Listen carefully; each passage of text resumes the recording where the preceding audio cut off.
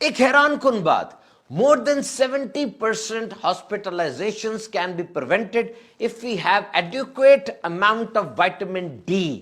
ہسپتالوں میں جو لوگ داخل ہو رہے ہیں 70% یہ کم ہو سکتے ہیں اگر ہم اپنا وائٹامن ڈی کا لیول پورا رکھیں. یہ جو مسلز میں ویکنس ہو جاتی ہے, جسم میں درد ہو جاتی ہے, تھکاوٹ فٹیگ ہو جاتی ہے, موڈ خراب رہتا ہے, ہیئر لاس, بال گر رہے ہیں, لوور بیک پین ہو رہی ہے, نیند صحیح نہیں آ رہی, زخم آہستہ مندمل ہو رہے ہیں, صحیح ٹھیک نہیں ہو رہے, اور بار بار بیماری آ رہی ہے, اس کی ایک وجہ وائٹامن ڈی کی کمی بھی ہے. And in Pakistan we are facing highest incidences of vitamin D deficiency.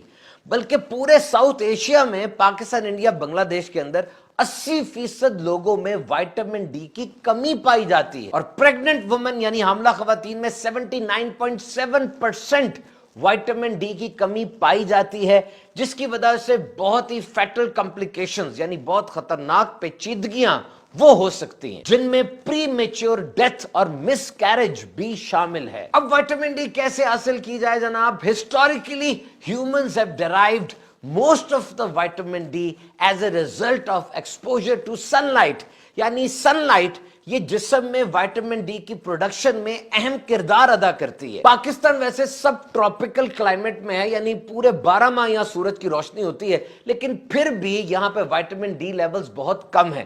گاؤں میں آپ دیکھیں لوگ توانا ہوتے ہیں, صحت مند ہوتے ہیں, وہ سورج کی روشنی زیادہ لیتے ہیں.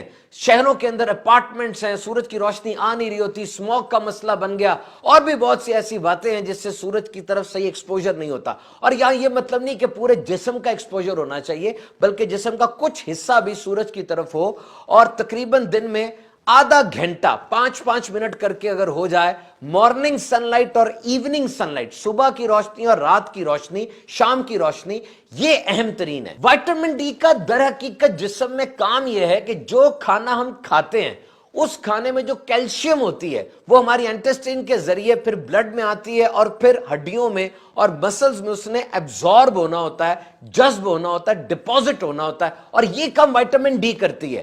اگر وائٹامن ڈی نہیں ہوگی تو یہ کیلشیم صحیح طریقے سے ہڈیوں میں اور مسلز میں نہیں جائے گی. تو اگر وائٹامن ڈی تو ہے لیکن کیلشیم نہیں ہے تو اس کا بھی کوئی فائدہ نہیں ہے. تو کیلشیم انٹیک یہ بہت ضروری ہے. تو اگر سن لائٹ پراپرلی نہیں لے پا رہے تو وائٹامن ڈی اب ڈائٹ کے ذریعے اور سپلیمنٹس کے ذریعے لینی ہے.